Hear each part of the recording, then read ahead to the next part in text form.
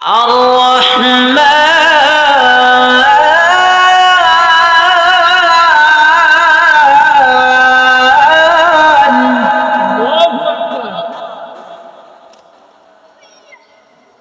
তাআলা রহমান।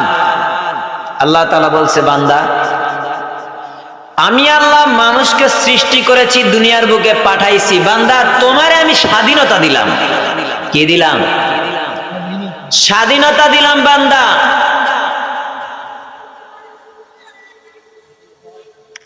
এই স্বাধীনতার ফলে তুমি যদি আমি আল্লাহকে ভুলে যাও, বান্দা যেইটুকু স্বাধীনতা পেয়েছ এই স্বাধীনতাটুকু আমি আল্লাহ কেড়ে নিতে জানি। জানেন কে? আতরাকুদ আতুদারি বরকমান আনতা রাব্বি আতা হাসবি যু জালাল তোহি কাদের জলিলুল্লাহ জাহাদা তুহি খালেক তুহি মালিক জাহাদা। ক্ষমতার মালিক কে? এ বান্দা তোমার যে জীবন দিতে পেরেছে সেই তোমার জীবন নিতেও পারে, ঠিক কিনা? এ যুবক বন্ধু, তুমি মনে করো না আমি দুনিয়াতে একলাই আসছি, একলাই আবার চলে যাব, আমার নিয়ন্ত্রণ কেউ করতে পারে না। শুধুমাত্র শেখ হাসিনাই পারছিল, নাকি বলেন? তাহলে বর্তমান যুগের মানুষগুলা কি বলতেছে? শেখ হাসিনাই ভালো ছিল, দেশটা ঠান্ডা ছিল।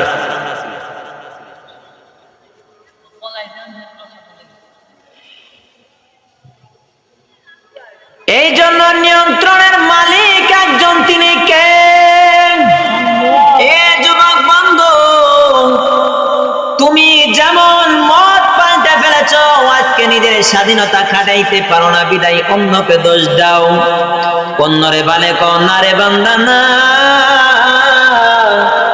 স্বাধীনতা দেওয়ার মালিক আমি আল্লাহ, স্বাধীনতা নেওয়ার মালিক আমি আল্লাহ।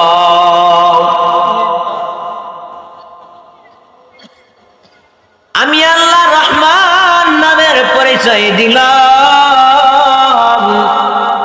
এ বাজার কথাগুলো দিল লাগাইয়া শুনবি, যদি দিলের মধ্যে লাগিয়া যায় আল্লাহর রহমত তোর জন্যই বর্ষিত হবে। সুবহানাল্লাহ বলেন। রহমত দেওয়ার মালিক কে?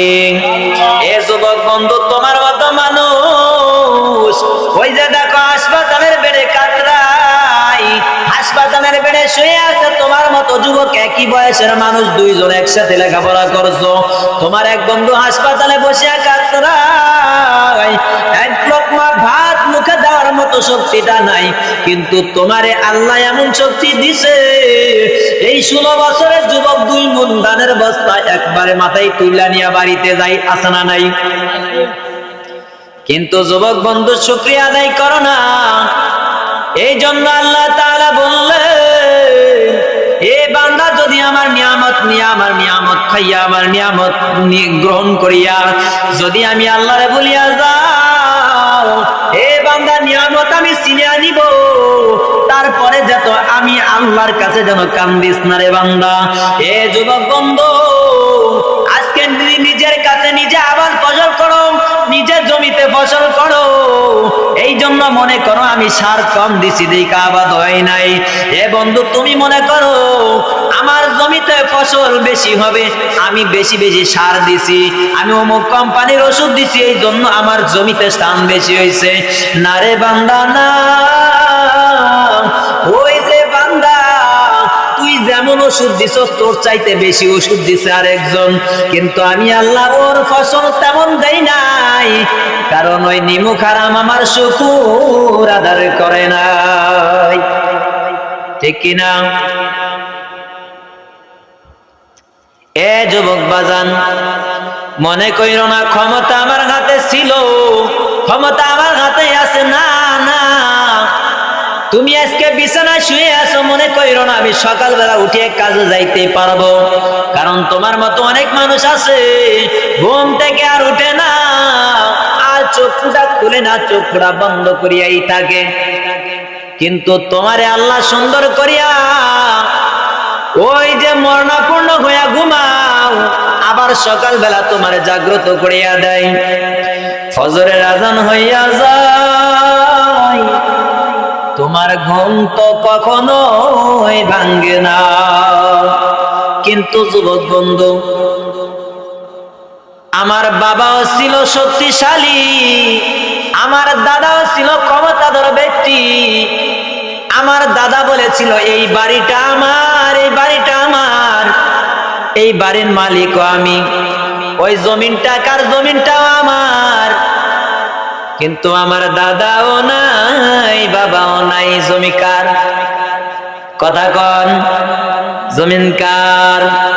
দাবি করি কার? দাবি করি আল্লাহর। সর্বাবস্থায় আমরা দাবি করি কার?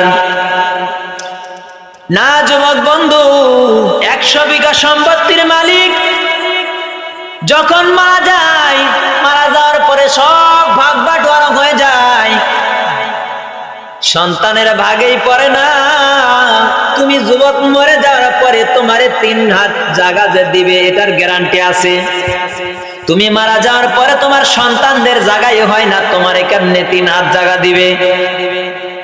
ওরা চিন্তা করে 3 ফিট জায়গা তোমারে না দিয়া যদি আরেক বাইরে দে, ওর বাড়ি থেকে বের হওয়ার রাস্তাটা ক্লিয়ার হয়ে যায়, ঠিক কিনা? পরের জায়গা, পরের জমিন ঘর বানায় আমি রই, আমি তো সেই ঘরের মালিক নই। পরের জায়গা, পরের জমিন ঘর বানায় আমি রই, আমি তো সেই ঘরের মালিক নই। ঘরখানা যার জমিদারি, আমি পাই না তাহার হুকুম যা।